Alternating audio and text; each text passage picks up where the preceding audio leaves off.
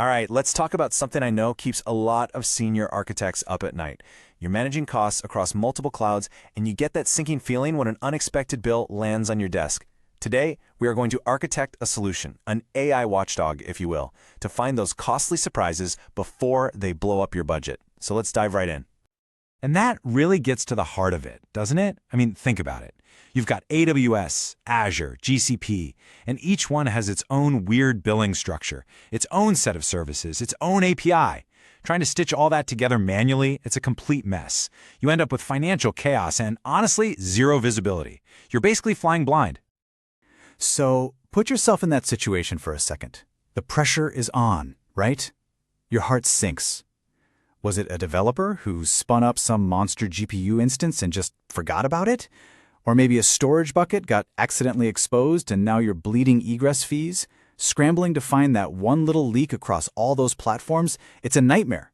We're going to architect our way out of that panic. Here's our game plan. First, we'll talk about the core problem, what I call the multi-cloud blind spot.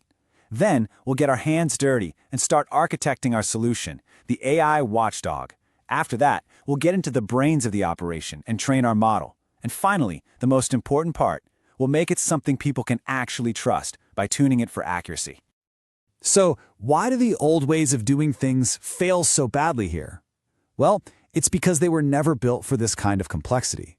You might have a tool that knows AWS billing inside and out, but it's completely clueless when it comes to Azure's cost structure.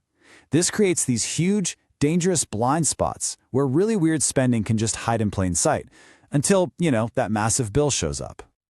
And this is exactly why we need a single intelligent system. We need something that can look across all our clouds and actually learn what normal looks like for our business, specifically. The goal here isn't just to report on what we spent last month. It's to proactively flag those sudden, unexpected spikes that tell you something is really, really wrong. Okay, let's get to the fun part, the architecture. We're going to design what we're calling an AI watchdog, and I want you to really think of it that way, like a loyal guard constantly monitoring your cloud spend 24/7. It never gets tired, it doesn't miss the small details, and it's been trained specifically to spot anything that looks out of the ordinary. So, at a high level, the data pipeline is actually pretty straightforward. First up, we just ingest all the raw billing data from our different providers. Then, and this is a key step, we process that raw data into meaningful features for our AI.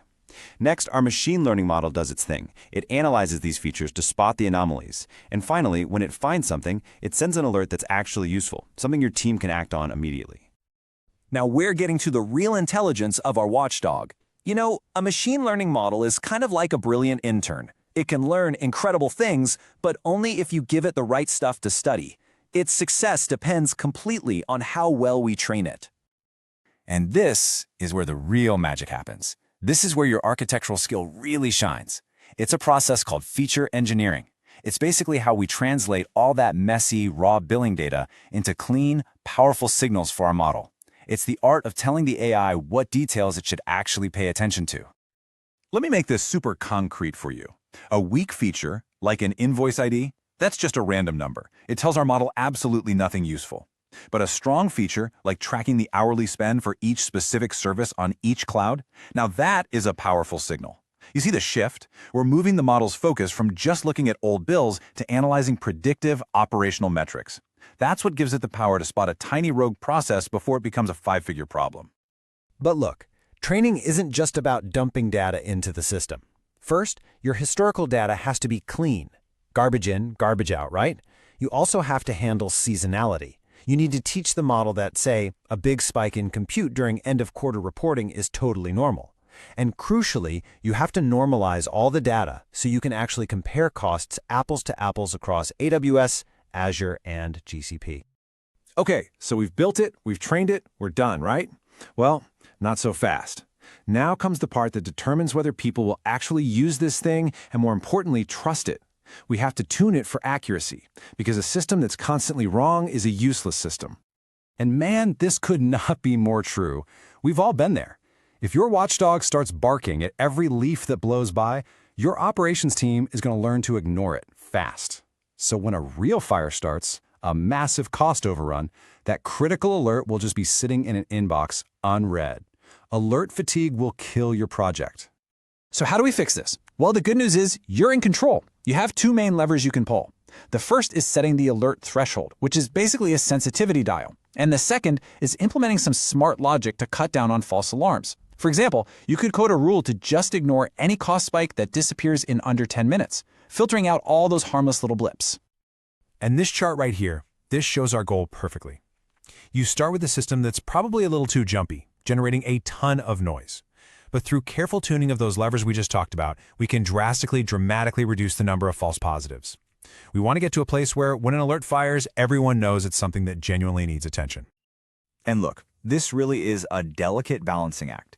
If you set your threshold too low, you're just going to drown your team in false alarms.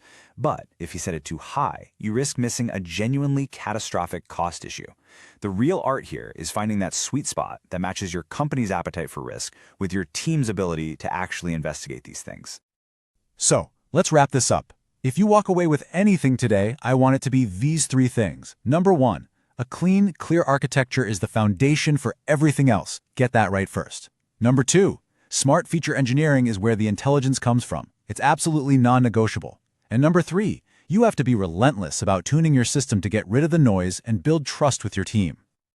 You know, at the end of the day, this isn't just about saving money. It's about getting your best people out of reactive firefighting mode and letting them focus on proactive innovation. Building a system like this isn't just some cool tech project anymore. It's quickly becoming the new standard for how you do smart cloud management. That's all for today.